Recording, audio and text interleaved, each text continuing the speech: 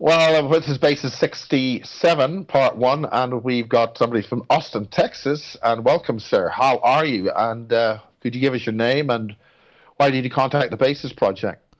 My name is Ayin Thropos.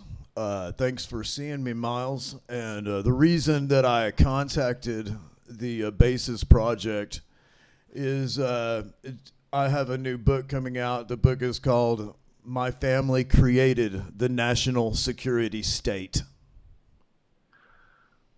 Now, what exactly does that mean Well, in terms of the United States? So you talked about welfare state, helping people, or no, no. Let me tell you, the national security state. They're changing the term here in the states. A lot of times people are calling it the deep state, but as you probably know, the United States isn't really too much run by the government. It's run by a bunch of shadow agencies. But anyway, there's some alphabet agencies that you may have heard of. For instance, FBI, CIA, NSA, NASA, and all of those agencies were created by my family, as well as Operation Paperclip, Majestic 12. It gets pretty deep. I'm here to now answer any questions you got. I have to say that I've interviewed Stuart Sverdlow. Do you know who Stuart is? Yes, I like Stuart Swerdlow. And just before you continue, could you just tip the camera down a wee bit just to give yourself a bit less headroom? That's it. That's it. Perfect. Yeah. Okay. Right. It's the reason why I mentioned Stuart Sverdlow is when he was here in London, he mentioned something similar that his family had done the KGB, all that sort of stuff, and obviously he's living in the States, and but it seems that he wanted to sort of somehow tell people that that's what did it, but sort of earning sort of better points or better karma. Now, what's your reason for saying all this? What's your history? Yeah, I'm very glad that you asked that, and that's because my great uncle, my grandfather's brother, controlled every cent of the United States defense budget for 33 years. All you have to do is go online. Any of your listeners can go online and look up George Mahon, congressional leader George Mahon. He was in charge of the Manhattan Project. He brought us the world's first atomic weapon. He brought us the Nazi scientists from Operation Paperclip. One thing that's hard to understand about this is, we've got all these, congressmen and senators and everything over here, and people are just not educated to know that during the 20th century, there was actually one man who wrote the check for all of that stuff. And that job no longer exists because there's not that much of a consolidation of power in the government anymore. It doesn't work like that anymore. But this is all a matter of. How did he get there? Now, it's interesting you see Mahon. I mean, where I come from in Ireland, we call that Mahon. Well, yeah, sure. A lot of names, that might be the incorrect pronunciation. But, once you get over here into the States, people might have a German name. And let me tell you, if all the people around them are using the mispronunciation after a generation or two, they just go with what other people say. And so we call it Mahon. Well, I know in this country, if we ever swear or hurt ourselves, we say dash and jolly and oh dear. But apparently in the States, you might say goddamn or something. Oh, you goddamn, man. I didn't know you were going to bring that up. It ain't so much in the United States. I'm from Texas, huh? We got our own kind of little country over here, but I was actually born on the 33rd parallel, and I'm from Lubbock, Texas. And as you know, that's the home of Buddy Holly and the Crickets. Well, I have to say I was in Austin, Texas. It's a great state. It's a great place. I enjoyed it very much. Anyway, that's the frivolity. Okay, let's get down to real business here. How did your family get involved with that amount of power, and why did it end? Well, okay, it started off, he became a congressional leader he got elected. He helped form the 113th congressional district, and this was in 1935, and he got elected for the first time. Okay, and there is some back in those days. There's still a committee. It's called the Appropriations Committee, and this is a congressional committee. And that at that time and up until like about 1980 something controlled every cent of the defense budget for the United States of America. We're talking Army, Navy, Air Force, Marines, and then after the National Security Act of 1947, which turned the OSS office and broke that up into many alphabet agencies, we saw the creation of alphabet agencies like the NSA, CIA, FBI.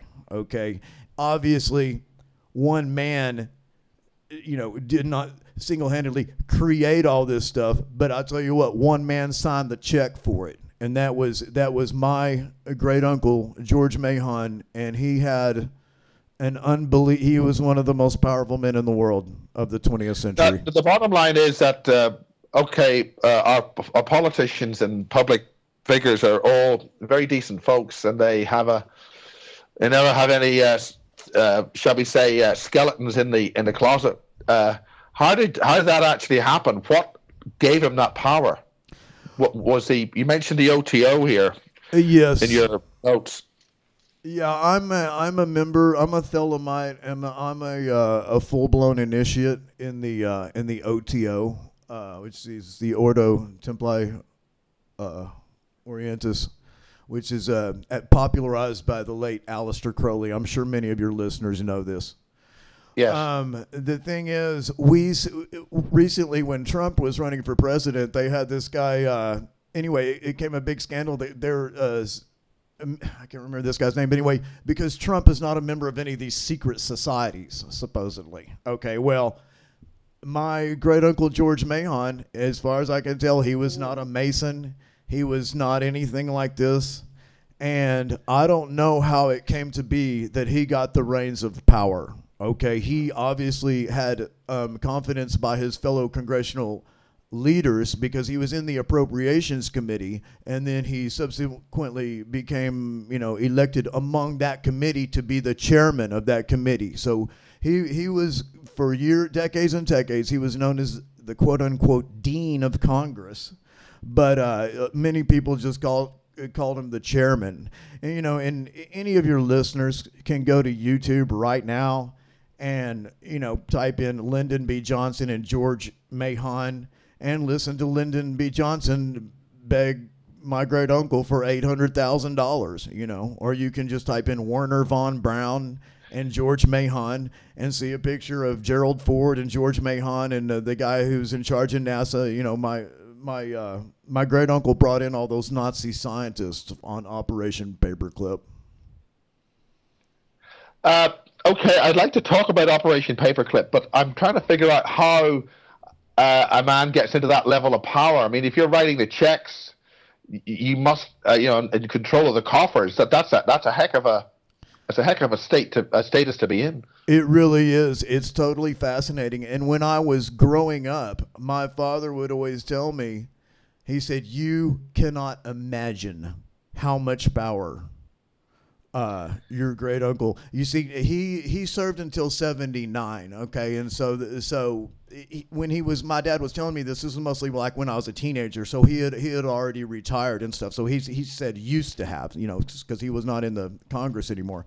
But while he was in the Congress, we went up there as children, and me and my brother had our pictures taken on his desk with him standing there. And there's a whole other interesting story with that. But as far as how it came about that he ended up with holding the entire reins for the defense budget of the United States of America, I really don't know. But anyone can just Google it, and it's not hard to find out. Okay, I mean, the bottom line is there'd be suspicions that he, a lot of the let's get down to really to business. I mean, a lot of this has got satanic connections. A lot of people say it's, the Masons are into ritual, this or that. There's child sacrifice, all this sort of stuff that seems to go on. all the really dirty stuff.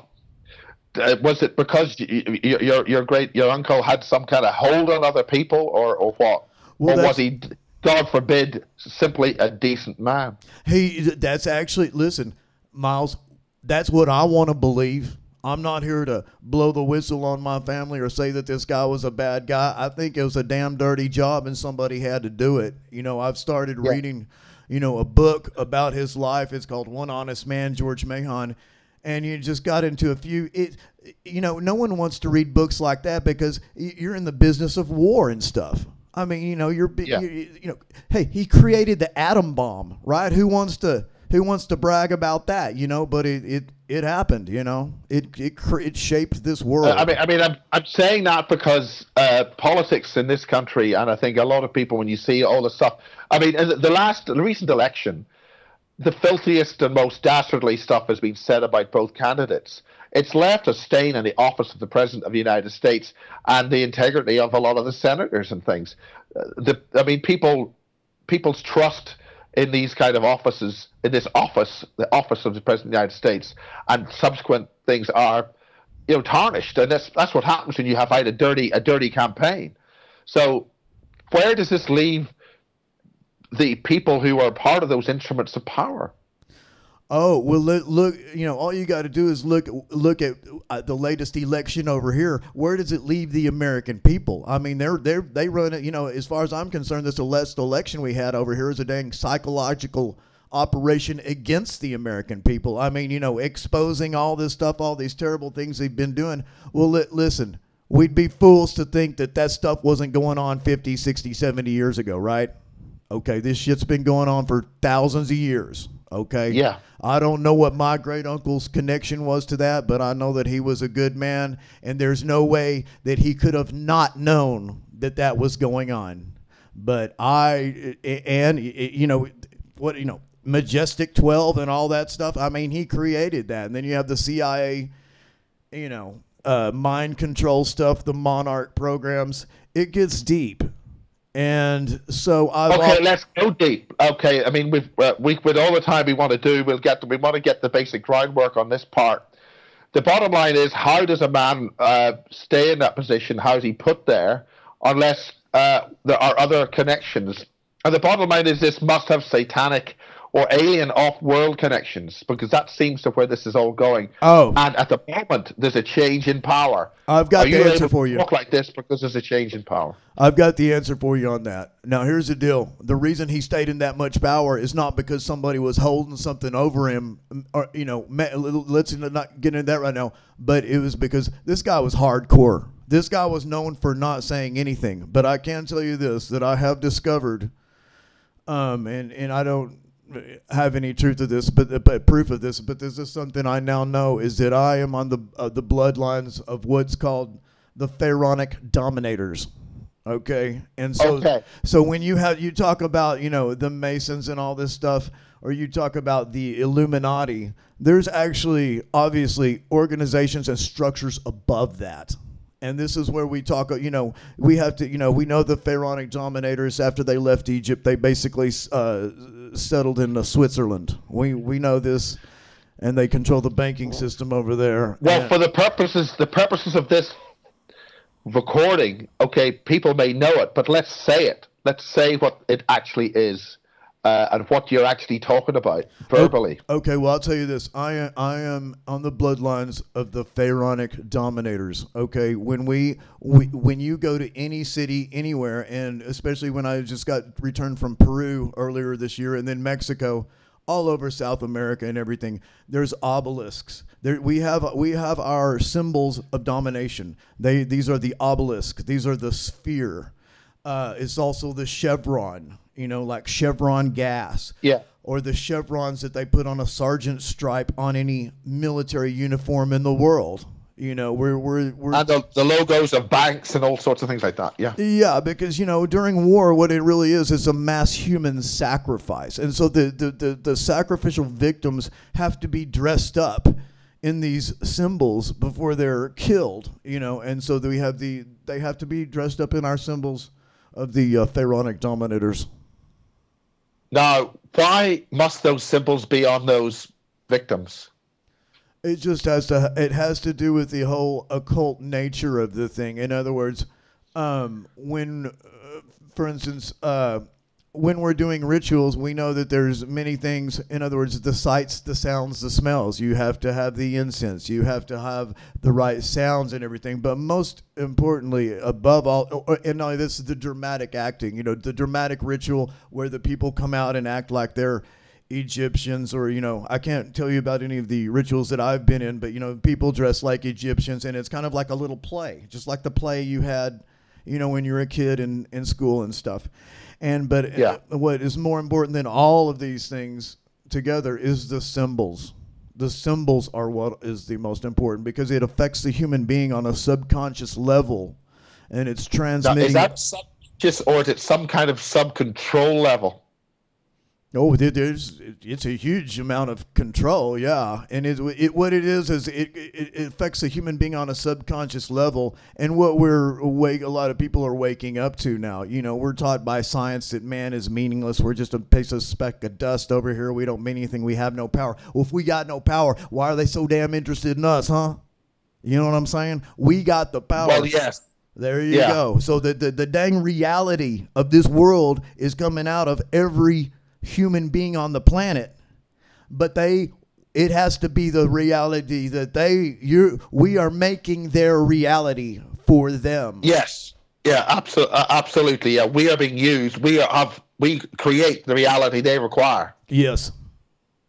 That's exactly right. So the logic to that is create a reality that we require and they don't. Oh, well, yeah, something's got to give. We don't want to live like this in abject fear and stuff like this. But it's been very disheartening that even over here with the latest scandals in the United States that we've seen, and I don't want to mention them. I don't know how things are going over there in England, but over here in America, people don't want to know. Okay, they've got a new house, they've got a new car. They don't want to hear it. But this whole deal with our latest election, it's making people come apart, because they're like, gosh dang, somebody else is supposed to take the responsibility for this stuff. I'm just going to go, as long as I have my air conditioning in my car and MTV and all this stuff, I don't have to hear about that. But now they're making me hear about that. And then, if I didn't come to find out, I just now voted for these sick MFs. It's getting the game run on them. This is attacking the belief systems of ordinary decent people. The police are decent people?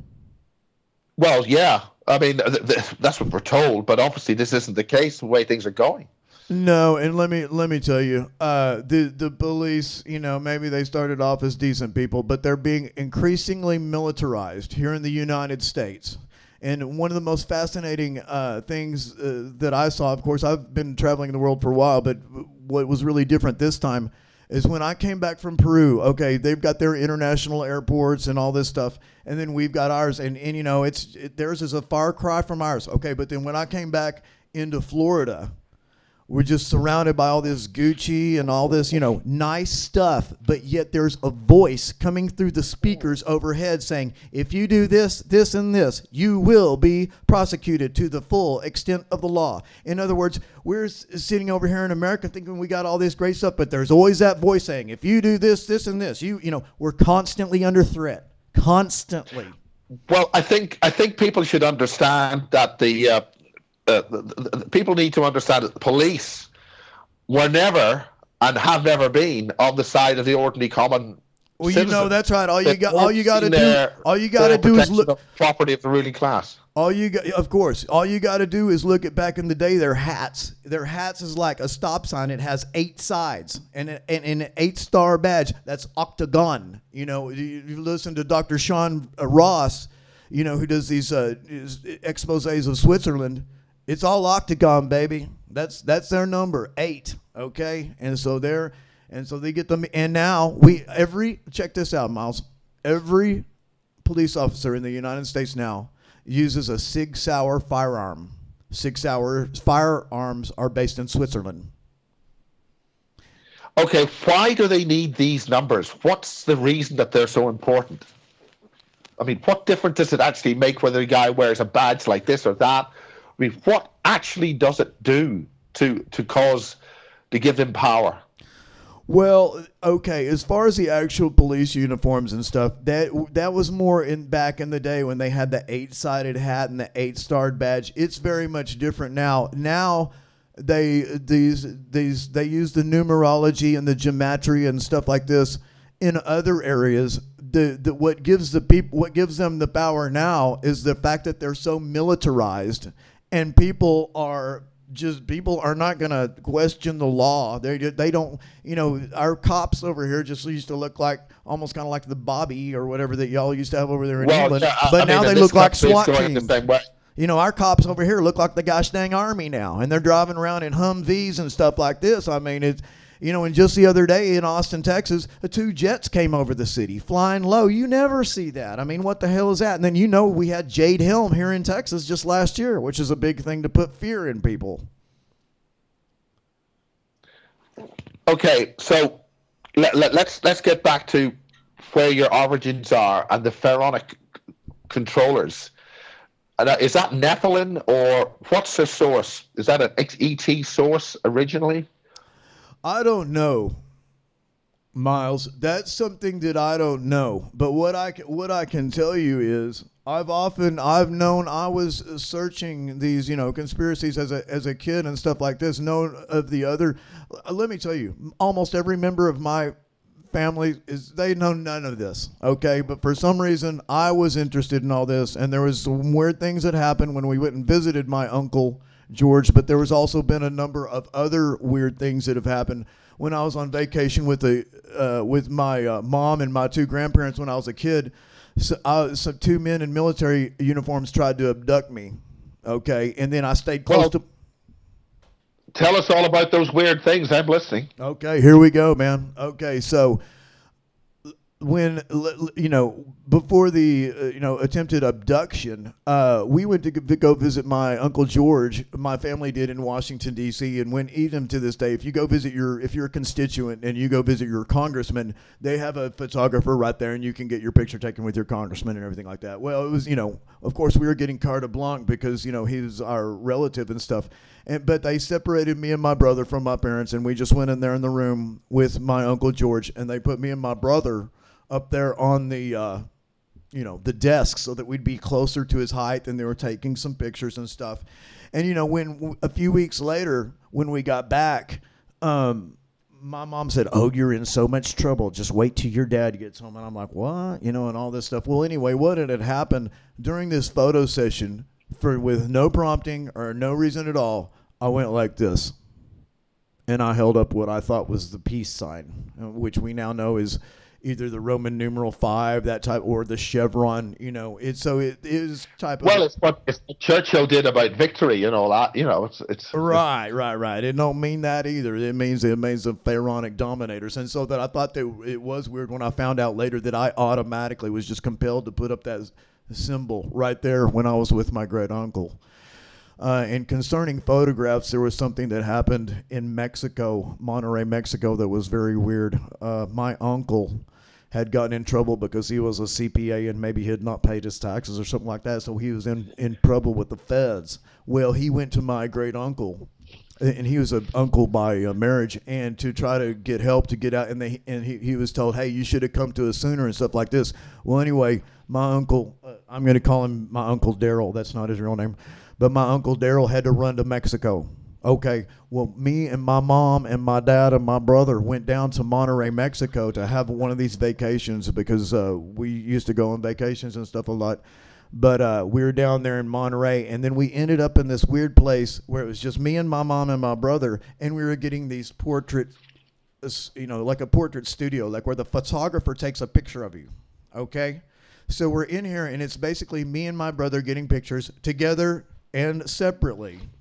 And my mom was acting weird, and this photo session just went on forever. It just went on, and the light, boom, that light would flash. You should see that flash, and I just went on, and I just felt, was in a trance, and then my brother started crying. My brother was crying uncontrollably, and the photo session went on another 30 minutes. I mean, why the hell are you going to sit there and be taking pictures of a kid that's crying? And my mom, she was getting such a good deal on these pictures. Does that even make sense? She was getting, so we're sitting picture after picture after, the flash just keep going off. So I don't know what's going on with that.